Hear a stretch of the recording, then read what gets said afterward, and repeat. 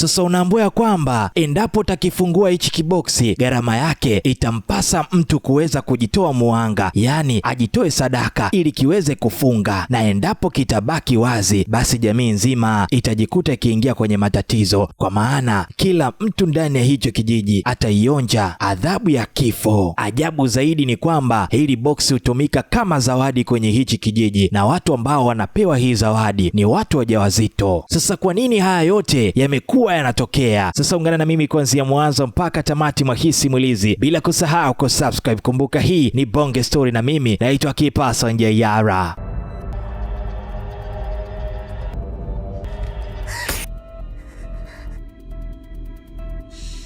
Bonge Story.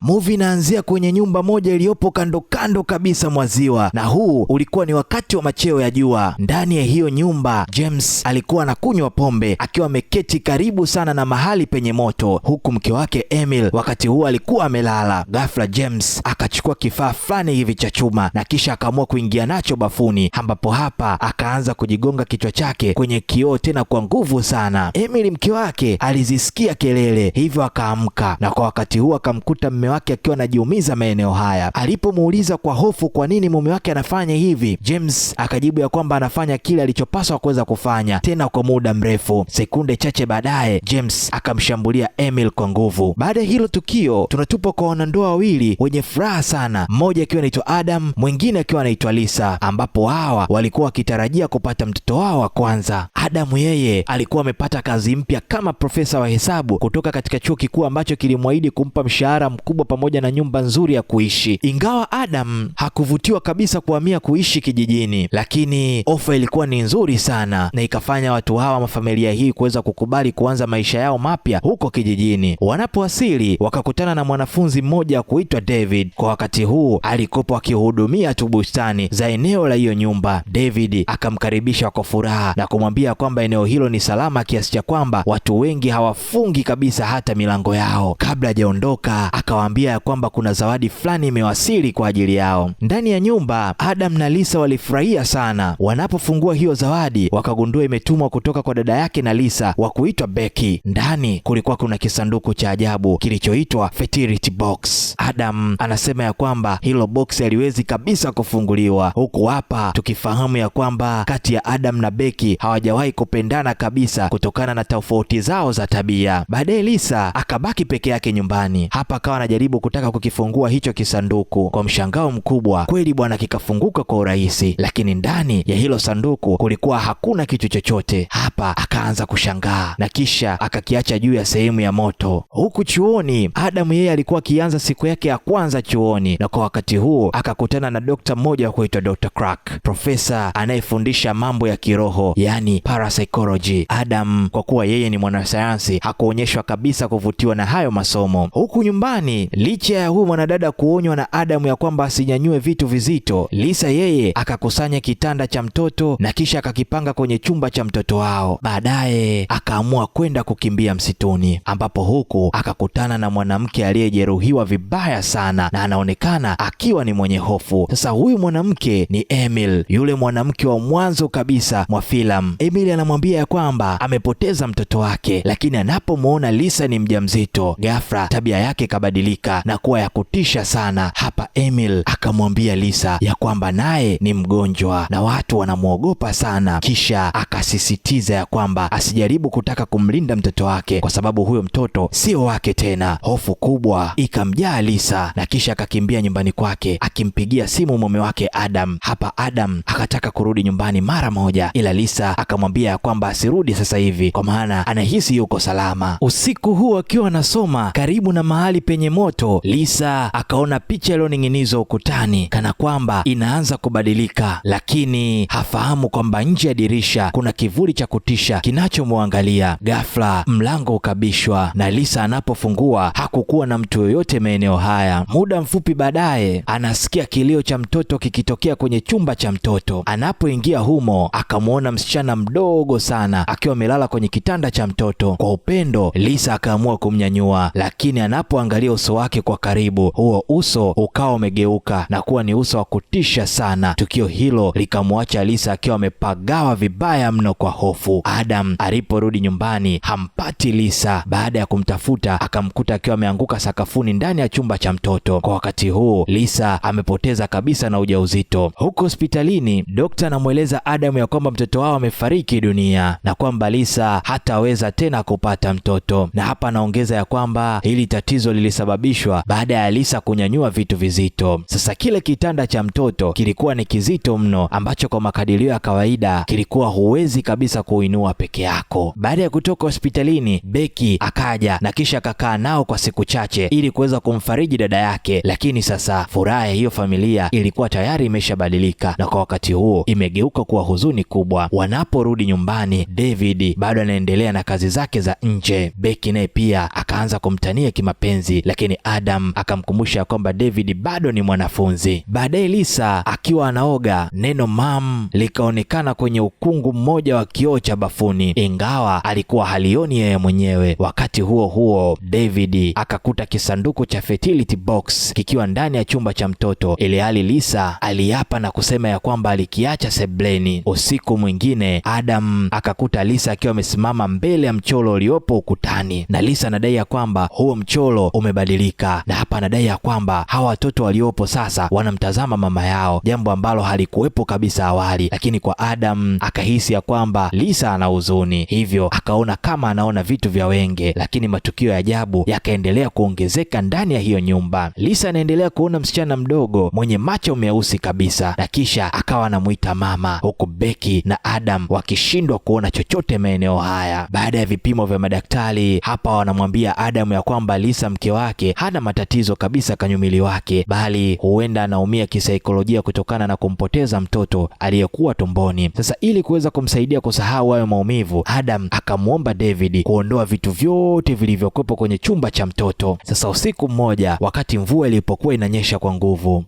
isiyoonekana ikaingia mpaka chumbani kwao na kisha ikavuta shuka ambalo walikuwa wamejifunika. Lisa hapa akaamka na kumwona tena yule msichana mdogo akimuita na kumwambia amfuate. Adam anapoanza kuchunguza nyumba hiyo, naye pia akaanza kushuhudia maono ya vitu vya ajabu ambavyo hata ye mwenyewe hawezi kuvielezea kisayansi, licha ya kwamba yeye ni mwanasayansi. Hatimaye Lisa akamshawishi Adam amtafute Dr. Clark, akiamini ya kwamba yeye ndiyo mtu pekee anayeweza kuelewa nini ambacho kinaendelea ndani ya nyumba yao. Lakini kwa Adam bado alikuwa na mashaka, lakini akaamua kukubali kuzungumza na Dr. Clark. Wakati huo huo, Becky akakumbwa na tukio la kutisha sana. Akiwa mbele ya kioo, taswira yake ikaanza kufanya harakati ambazo yeye hazifanyi. Kabla hajajitambua, hiyo taswira ikajigonga kwenye kioo na kisha ikaanza kumjeruhi. Akiwa ameshtuka sana, Becky akaondoka kimya kimya huo usiku bila hata kumwaga Lisa, na hapa akaamua kuacha ujumbe mfupi tu. Adam anaporudi nyumbani akamkuta Lisa akiwa amehuzunika sana kwa sababu Becky ameondoka ghafla. Basi bwana mwamba akaamua kuweza kumfariji na kumhakikishia kwamba kesho Dr. Clark atafika mpaka nyumbani ili kuweza kuchunguza siri ya hiyo nyumba, bila ya kujua ya kwamba hili jinamizi ambalo linawasumbua lilikuwa ndo kwanza linaanza tu. Inayofuata, Dr. Clark kweli alifika mpaka nyumbani akiwa pamoja na David. Baada ya kuweza kumsalimia Lisa, hapa akaanza kusema ya kwamba haamini ya kwamba kama hii nyumba ina mapepo. Hapa wakaamua kumuuliza ni kwa nini ana uhakika na hilo jambo. Clark akaeleza ya kwamba ana uwezo wa kuhisi mambo ambayo watu wengine hawawezi kabisa kuhisi, na kwa mtazamo wake tatizo halitoki kabisa kwenye hii nyumba, bali hili tatizo linamhusu Lisa mwenyewe. Anapokichunguza hichi kisanduku cha fertility box ambacho kilikuwa sehemu ya juu maeneo haya, hapa akatambua mara moja kwamba hichi ndicho chanzo cha matatizo yote ya kutisha. Adam yeye kwa upande wake haamini kabisa kama hicho kisanduku kisichokuwa na kitu kinaweza kusababisha matatizo yote haya ambayo mke wake amekuwa akisumbuka nayo, lakini Dr. Clark anamkumbusha Adam ya kwamba yeye alishindwa kabisa kukifungua, ili hali Lisa alikifungua akiwa mjamzito, na tangu wakati huo ndipo mkasa ulipoanza. Adam aliposikia hivi akakasirika sana na kisha akaamua kumfukuza huyu Dr. Clark akisema akasema ya kwamba alimwalika ili kuweza kumtuliza mke wake Lisa, ila si kumjazia mawazo ya ajabu kama anayoyaleta maeneo haya. Kabla hajaondoka, huyu Dr. Clark akaamua kumuonya mshikaji Adam na kumwambia ya kwamba asiliangalie kila jambo analoliona maishani mwake kwa mantiki za kisayansi peke yake. Kwa hasira zaidi, Adam akaamua kukitupa kile kisanduku nje ya nyumba, jambo ambalo linamchanganya zaidi mwanadada Lisa. Baadaye Adam anapokuwa anaoga, ghafla akamuona mwanamke mmoja kigoli kweli kweli akiwa anakaribia kwenye bafu. Ghafla huyu mwanamke akazeeka mbele ya macho yake na ukawa ni uzee wa kutisha sana. Adam akakimbia kwa hofu, lakini anaporudi akiwa na fimbo hakukuwa na mtu yoyote maeneo haya. Lisa anapoingia ndani akatambua ya kwamba kwa sasa Adam ameanza naye pia kuona mambo ya ajabu. Hatimaye akamwita tena Dr. Clark, lakini hii safari Adam akaamua kukubali kumsikiliza Dr. Clark. Clark hapa akawa anaeleza ya kwamba fertility box ni boksi fulani hivi la kale, ama ni kisanduku cha kale kinachoweza kufunguliwa na mwanamke mjamzito peke yake, na ndani yake kulikuwa kumefungwa roho za hatari. Lisa alipofungua ni kama aliruhusu zile roho ziweze kuachiliwa, na ili kuweza kuzirudisha basi ni lazima waweze kujua kwamba hizo roho zinataka nini kwa sasa. Kupitia utafiti wake, Clark akagundua kwamba miaka iliyopita kulikuwa kuna mwanaume mmoja wa kuitwa James ambaye mke wake pia aliwahi kuwa na kisanduku kama hicho. Lisa hapa akatambua mara moja ya kwamba mwanamke aliyopo kwenye zile kumbukumbu hizo ni yule Emil, mwanamke aliyekutana naye msituni. Clark anaongeza ya kwamba Emil aliuawa na mume wake miaka 2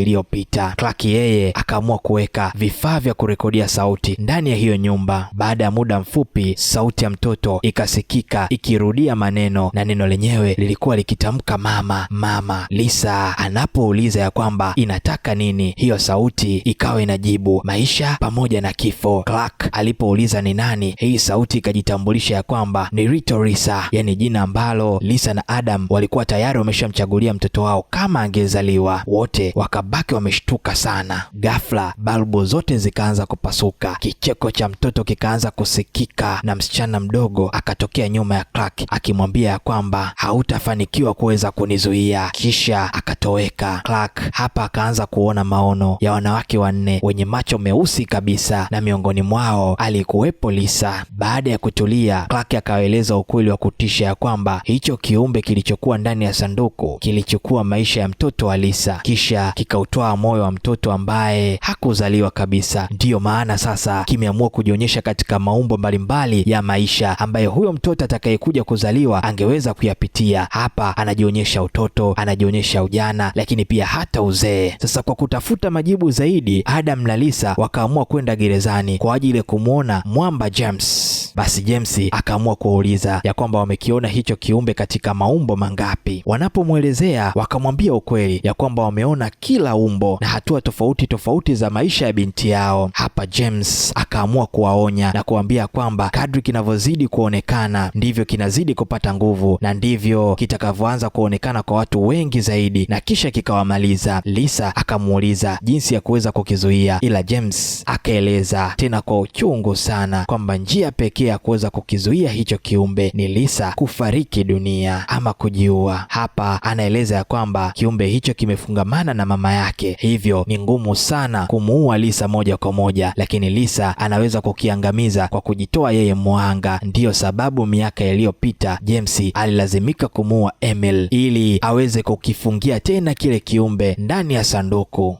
Ina maana James hakuwa na hatia? Acha tuone. Wakiwa njiani, Adam akakataa kabisa kuamini ya kwamba huo ndio mwisho pekee wa kuweza kukimaliza kile kiumbe, lakini Lisa hapa anadai ya kwamba ameanza kuelewa maneno ambayo Emil alikuwa akimwambia pale msituni. Ukweli ni kwamba kiumbe hicho kitamuua kila mtu ikiwa hawatakizuia. Ghafla hicho kiumbe kikamshambulia Adam na gari lao likapata ajali. Usiku huo huo Adam anazinduka na kugundua kwamba Lisa mke wake hayupo. Mwamba akakimbia na kurudi nyumbani, lakini ndani ya nyumba kiumbe hicho kikawa kinaendelea kubadilika na kuchukua sura ya Becky pamoja na binti yao. Adam anakimbia huku akivunja vioo vinavyomwonyesha taswira za kutisha. Anapotazama nje, anaona Lisa akiwa na David, kana kwamba watu hawa walikuwa wanapigana show maeneo haya, lakini anapowafikia kwa karibu akamkuta David tayari amekufa. Adam akaamua kurudi tena ndani, lakini kwa wakati huu akamkuta Lisa akiwa amesimama kwenye ule mchoro ambao alidai ulikuwa umebadilika. Lisa hapa anadai ya kwamba Emil, yule mwanamke wa msituni, alikuwa sahihi. Sehemu ya roho ya yule Emil wa msituni ilivutwa ndani ya kisanduku baada tu ya kifo chake. Sasa hapa Lisa anaamini ya kwamba hicho kiumbe ni mtoto wake na ni lazima achague namna ya kuweza kukilinda. Ghafla Lisa hapa akaamua kumpiga beto mwamba Adam tumboni. Licha ya kujeruhiwa, mwamba Adam akaamua kujikongoja na kisha akaanza kumfata. Wakati huo kile kiumbe kilikuwa tayari kipo katika umbo la mwanamke mzee na kisha kikamshambulia. Adam naye pia akashambulia akiwa anatumia kisanduku. Baadaye akaamua kuweza kumchoma na kifaa fulani hivi cha chuma. Sasa cha kushangaza ni kwamba Adam akagundua ya kwamba aliyekuwa anamshambulia sio kile kiumbe alichokuwa anadhani, bali yule alikuwa ni Lisa, mke wake. Lisa hapa akiwa bado anafahamu zake za mwisho akamkabidhi Adam kisu na kumsihi sana ammalize ili kuweza kukomesha hiyo laana. Adam hapa akawa analia kwa uchungu sana, lakini akatambua ya kwamba hana chaguo lingine. Wakati kiumbe hicho kinapomsihi aache, Adam akaamua kutimiza lile ombi ambalo mke wake Lisa aliliomba, na Lisa akafariki dunia. Na mara baada ya Lisa kuweza kufariki, kiumbe hicho kikarudi mpaka ndani ya sanduku. Baada ya muda kupita, Adam akafungwa tena gerezani kwa tuhuma za kumuua Lisa na David. Polisi anaamini ya kwamba Adam alifanya hivyo baada ya kugundua ya kwamba eti mke wake Lisa alikuwa na mahusiano na David, hivyo akaamua kumkatisha moto. Dr. Clark akamtembelea mwamba gerezani na kwa wakati huu akaamua kumuuliza kile kisanduku kiko wapi. Sasa kwa sababu polisi hawakukipata nyumbani, Adam alitabasamu tena kwa utulivu sana na kisha akamjibu ya kwamba amekirudisha kilipotoka. Sasa tunatupa upande wa pili, tunaonyeshwa yule Becky kwa sasa ni mjamzito, na hapa tunafahamu ya kwamba kumbe Adam aliamua kumtumia kile kisanduku kwa njia ya posta. Hapa bado tunajiuliza, Becky atakifungua tena kisanduku kwa mara ya tatu ili kuweza kuiachia ile laana ya yule jinamizi kuendelea tena kuishi duniani, au hatoweza kabisa kukifungua na hiyo historia itakuwa imekufa mazima? Lakini je, vipi kuhusu Adam na James? Hawa watu ambao wameweza kufungwa gerezani, unadhani walifanya sahihi au pia walikuwa na makosa mahala?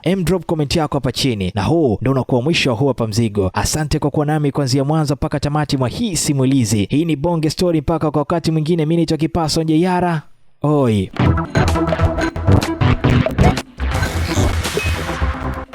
Bonge Story.